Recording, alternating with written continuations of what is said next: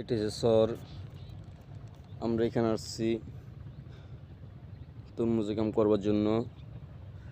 দেখেন কয়েক লাখ জমিন এখানে।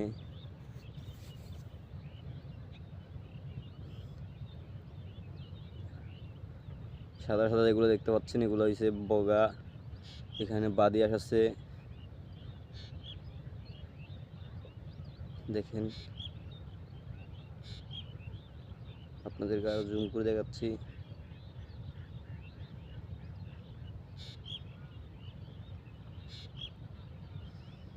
কয়েক লাখ জমিন এখানে